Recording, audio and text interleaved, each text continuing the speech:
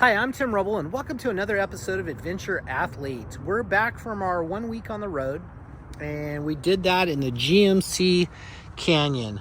Why this truck is still for sale, I'm going to use it. So, wanted to talk a little bit about our trip. Truck did absolutely amazing. It's just one of those things that this platform works really, really well for not knowing where you're going. So, impromptu trip on Tuesday morning. Kim says, hey, let's go out and explore. So I've always wanted to see southern Arizona a little more. So we jumped in the truck and headed for Quartzsite. Got into Quartzsite just about dark. Had dinner at the yacht club, which was super interesting. And if you've never eaten at the yacht club there, it's just kind of like I'm gonna say like an upscale dive bar, but it was super cool. Food was good, drinks were great, and drove a little bit out of town and camped on some BLM land in this. The satellite worked amazing. Everything worked on the trip super flawless. This truck's solar, I don't really know why it does as well as it does. It's only 670 watts and 340 amp hours of lithium ion phosphate. But Oscar Mike, the big truck, has got 2,750 watts of solar and 1,560 for lithium ion phosphate. And it seems to stay around 13.2 most of the time. This truck going down the road is usually for voltage. It usually floats around 14.2, and when the sun goes down, it stays about 13.2 volts. Watching TV with the inverter running, lights on, whatever you're going to do, worked out really, really well. So, things that we learned, me and Kim actually have a little bit of different navigational skills. We ran a Tread XL GPS by Garmin, as well as two Google Maps on our phones. Somehow our iPhones have a different type of Google Map on it. But it worked out really well. We're still working on our communication and how to do some things. But all in all, I'm going to give it 2 thumbs up. We have room for improvement. We'll talk a little bit about some of the difficulties with going in a place you don't know where you're going. So we go Quartzsite to Sedona. Truck parks in a parking spot. We go get some Mexican food. We eat. She had a video conference that she had to do. I walk over to the bike shop and start talking to the guys at the bike shop about where's a great place to camp BLM wise. And we camped on a trail called 525, which I thought was weird, but it was right outside on the 89A. Probably 3 miles or so from town. I couldn't ask for a better spot. I think we went to the 3rd designated camping spot, and it had an overlook of all of the red rocks. And it was just absolutely a great time. We knew we wanted to go into Sedona and hike some trails because we did not take any mountain bikes with us. But one of the things I've learned on this trip, Sedona and Prescott do not allow e-bikes, pedal assist bikes on the trail. They say it's too dangerous and it tears it up. I totally disagree with that. Like I asked the guy what people were going too fast uphill. Everyone descends about the same rate, whether you're on a pedal analog bike or an e-bike. So yeah, I found that a little strange. That was 2 different bike shop owners. I don't know what the capitalist agenda is on that. But there's something that's tied to that other than, the shops didn't even carry e-bikes. So that was one of the things that we learned is, with this truck for sale, Oscar Mike in the background, of course, we learned that, we need to go out and, you have an e-bike, you can ride into the city, you can do some things. So one of the things that I thought, okay, I just sold all my gas motorcycles on my 701 Rally, which was an extreme amazing build. My 450 XCF 6-speed sold. So today I've come in here, re-prepped the truck, and on Facebook Marketplace I found a 72-year-old gentleman that's got a 2021 KTM 500 EXC for sale for a decent price, and I'm going to go drive out there today, meet him at 4:30, and pick the bike up.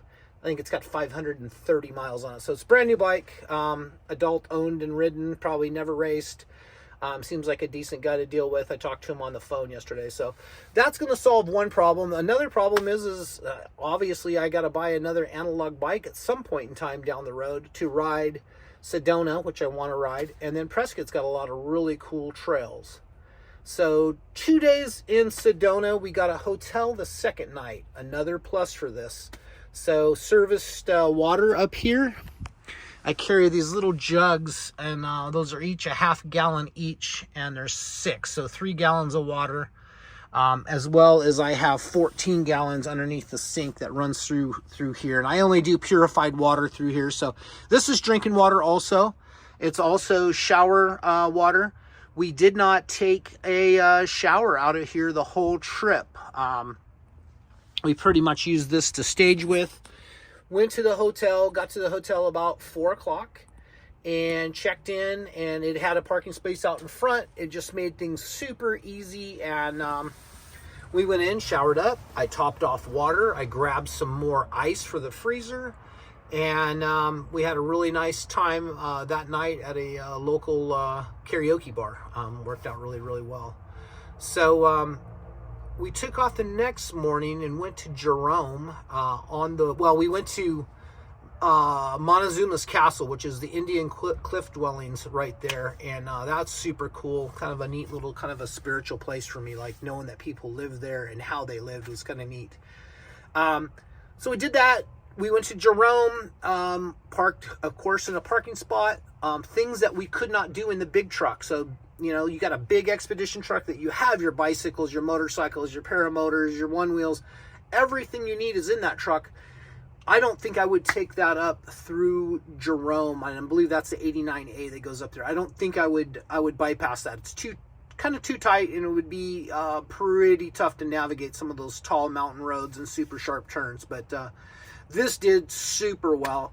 So coming down the mountain, we have discovered that trying to find a camp spot on BLM land, you need to be in that town that you want to be about 3 o'clock. And there's an app on your phone, or you can download for your phone, called iOverlander, and that is your friend, because you can get in a place and it'll tell you where other people have camped, the ratings, and even navigate turn-by-turn navigation on Google there. So that worked out really well. Coming down, she decided that Prescott was where we were going, and she wanted to get a hotel for the night. Sounds good to me. So we got another hotel, and so that was the second night we stayed in a hotel, and we stayed on Whiskey Row. Think of New Orleans and Western bars lined up as far as the eye can see. Rolled in about 5 o'clock. As the sun's going down, I drop her off. It's in the middle of the city, in the busy main town, and we did that, and that worked out really well. Except for it was a parking garage with a 7'10" height limitation, and there was a Veterans Day parade the next day on Saturday, so there wasn't an option for parking on the street. So we got a hold of her brother-in-law. He was 20 miles out of town, so we dropped the truck there, took his truck and parked it in the parking structure. And then we ended up spending another night, because we didn't get back and into bed about till 10:30 that night. We went to dinner with them and just had a nice time. So wake up the next morning. Of course, we couldn't have the same room. We decided to stay one more night so we can go out and visit the bars and see what the scene is. We did the Veterans Day Parade, which was super awesome. Prescott's a neat place. If you haven't visited that, we didn't do any of the trails, but supposedly it's got a huge trail system from town, like about a 3 or 4 mile ride out of town.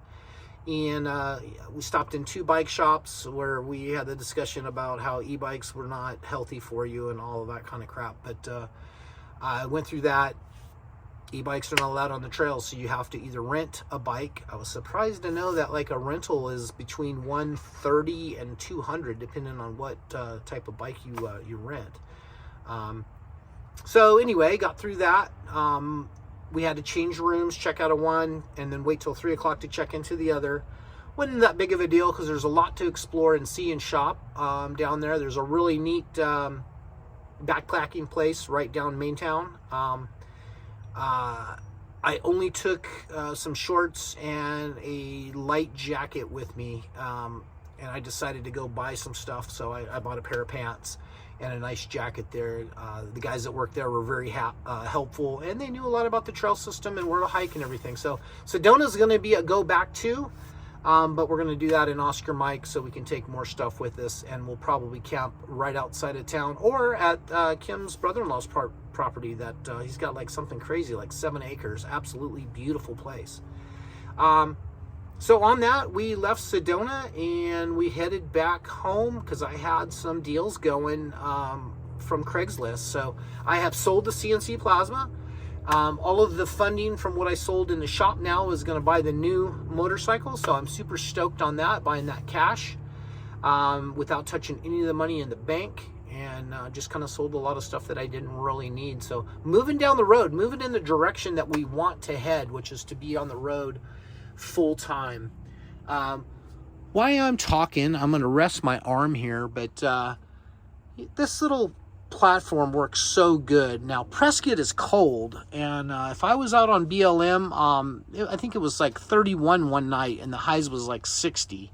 So I would definitely use the Cubic Mini stove. That would be an asset. But Snowmaster refrigerator, the Expedition series, you can't beat that. I've kind of taken some things out of it, but it keeps, ice. You can make ice in it. Keeps ice really nice and cold. Everything just has worked out really well. This platform has its use. Now, we could have taken 2 mountain bikes.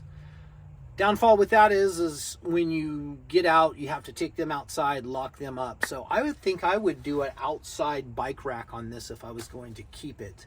That way you can crawl in the back and go to sleep without having to unload stuff and put stuff back in every day and night and lock everything up good. But I think that's about what we learned on the trip. Communication's key, and we're still working through that. There was a couple of times, this area is small.